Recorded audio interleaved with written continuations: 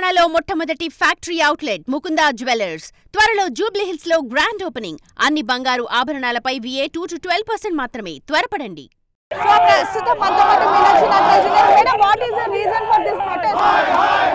National Herald हम सबके इतिहास के स्वतंत्रता संग्राम से जुड़ा अखबार है।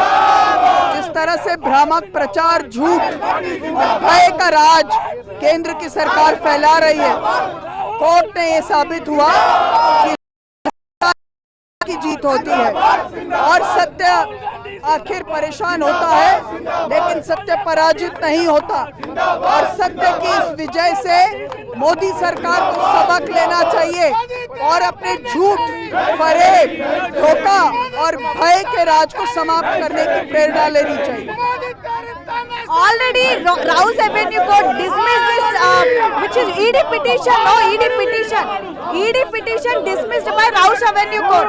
वही मैंने अभी आपसे कहा कि सत्य परेशान हो सकता है, पराजित नहीं होता और सत्य की जीत होती है। ये बार बार साबित हुआ। ఖచ్చితంగా ఏదైతే ED already rows avenue court నుంచి పిటిషన్ డిస్మిస్ చేసినప్పటికీ కూడా ప్రస్తుతం ఇంకా బీజేపీ అంతా కూడా కక్షపూరిత రాజకీయం కూడా చేస్తుందని కూడా చెప్తున్నారు. సో ఏంటి సడన్ గా నిరసన గల రీజన్ ఏంటి? ఈ రోజు మీరు చూస్తున్నారు ఒక బూటకప్పు కేసు పెట్టి కాంగ్రెస్ పార్టీని ఇన్ని రోజులు ఏది ఇచ్చినది ఒక బూటకప్పు కేసు పెట్టి కాంగ్రెస్ పార్టీని ఎలక్షన్లు ఈడీని అడ్డం పెట్టుకొని ఎలక్షన్లు గెలిచిన తీరు మీరు చూస్తా ఉన్నారు. దాన్ని నిరసన తెలియజేయడానికి ఈ రోజు సో మొత్తం ప్రొటెస్ట్ అంతా కూడా బీజేపీ కార్యాలయాల దగ్గర జిల్లాల వ్యాప్తంగా కూడా నిరసన వ్యక్తం చేస్తున్నారు. సేమ్ టైం ఏదైతే మీరు కొంచెం జరగండి. సో మొత్తం కూడా ప్రస్తుతం PCCతో పాటు ఇతర నేతలంతా కూడా ప్రస్తుతం నిరసన వ్యక్తం చేస్తున్నారు. రాజకీయ కక్షతో 2014 నుండి ఈడీ కేసులు పెట్టి గాంధీ కుటుంబాన్ని ఉద్దేశపూర్వక ఇబ్బందులు పెడతా ఉంది. ఆ కారణంగానే 10 ఏళ్లుగా గాంధీ కుటుంబాన్ని, సోనియా గాంధీ గారి వయసు కూడా చూడకుండా నానా ఇబ్బందులు గురి చేస్తున్న తరుణంలో ఇలా ఢిల్లీ కోర్టు ఇచ్చిన తీర్పు మోడీకి చెంపపెట్టినలాంటిది. కోర్టు స్పష్టం చేసింది ఇది రాజకీయ కక్షతో కూడుకున్న కేసు అని, దీంట్లో పసలేదని. ఇప్పటికైనా మోడీ తన తప్పును తెలుసుకొని గాంధీ కుటుంబానికి క్షమాపణ చెప్పాలి, దేశ ప్రజలకు క్షమాపణ చెప్పాలి.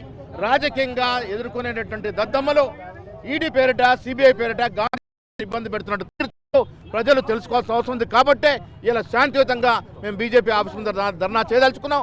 దేశ ప్రజలకి శాంతియుతంగా సందేశం ఇవ్వదలుచుకున్నాం. గాంధీ కుటుంబం మీద రాజకీయ కక్షతో మోడీ, అమిత్ షా నానా ఇబ్బందులు పెడుతున్న తీరుని దేశ ప్రజలు తెలుసుకోవాల్సిన అవసరం ఉన్నది.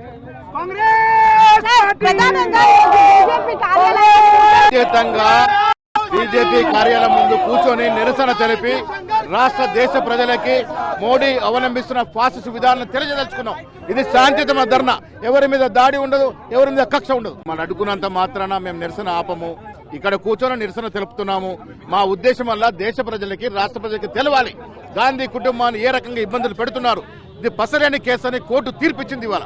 దాని ద్వారా మోడీకి ఇది చెంపపెట్టు. ఇప్పటికైనా మోడీ తప్పులు తెలుసుకొని గాంధీ కుటుంబానికి క్షమాపణ చెప్పాలి. మొత్తానికి గాంధీ కుటుంబానికి క్షమాపణలు చెప్పాలి అంటూ కూడా ప్రస్తుతం కోరుతున్నటువంటి పరిస్థితి. సో ఈ విధంగా ప్రస్తుతం ధర్నా అయితే గాంధీ భవన్ వేదికగా కూడా జరుగుతుంది. పోలీసులంతా కూడా బీజేపీ కార్యాలయానికి వెళ్లకుండా అడ్డుకున్నటువంటి పరిస్థితి.